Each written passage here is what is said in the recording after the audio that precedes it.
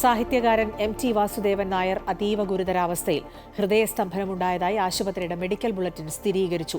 MTയുടെ ആരോഗ്യനില ഡോക്ടർമാരുടെ വിദഗ്ധ സംഘം നിരീക്ഷിക്കുന്നുണ്ട്.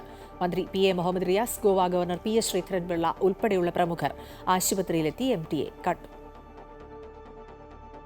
ഈ മാസം 15-നാണ് ശ്വാസകോശ സംബന്ധമായ അസുഖത്തെ തുടർന്ന് MT വാസുദേവൻ നായരെ കോഴിക്കോട് സ്വകാര്യ ആശുപത്രിയിൽ പ്രവേശിപ്പിക്കുന്നത്. ഇന്നലെയാണ് MTയുടെ ആരോഗ്യനില വഷളായത്. ഇന്ന് രാവിലെയോടെ കുറച്ചുകൂടി സങ്കീർണമായി. 11:30-ക്ക് പുറത്തിറക്കിയ മെഡിക്കൽ ബുള്ളറ്റിനിൽ ഹൃദയസ്തംഭനം ഉണ്ടായതായി പറയുന്നു. വിദഗ്ധ ഡോക്ടർമാരുടെ സംഘം ആരോഗ്യനില നിരീക്ഷിക്കുകയാണ്. ശ്വാസതടസ്സത്തെ തുടർന്ന് ഓക്സിജൻ മാസ്ക് ഉപയോഗിക്കുന്നുണ്ട്. ആരോഗ്യനിലയിൽ പുരോഗതിയില്ലെന്ന് വൈകിട്ട് പുറത്തിറങ്ങിയ മെഡിക്കൽ ബുള്ളറ്റിനും വ്യക്തമാക്കി. സാധ്യമായ ചികിത്സ എല്ലാം നൽകുമെന്ന് ഡോക്ടർമാരുമായി ചർച്ച നടത്തിയ ശേഷം മന്ത്രി PA മുഹമ്മദ് റിയാസ് പറഞ്ഞു. ഡോക്ടർമാർ സാധ്യമാകുന്ന കാര്യങ്ങളൊക്കെ ചെയ്ത് തന്നെയാണ് മുന്നോട്ട് പോകുന്നത്. അവരുടെ കുടുംബാംഗമായിട്ട് സംസാരിച്ചിട്ടുണ്ട്.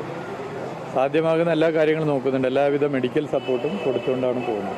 ഗോവ ഗവർണർ PS ശ്രീധരൻപിള്ളയും സംവിധായകൻ ഹരിഹരനും മന്ത്രിമാരായ ചിഞ്ചു റാണിയും ശശീന്ദ്രനും ഉൾപ്പെടെയുള്ള പ്രമുഖർ MTയെ കാണാനായി ആശുപത്രിയിലെത്തി. അമൃത ന്യൂസ്, കോഴിക്കോട്.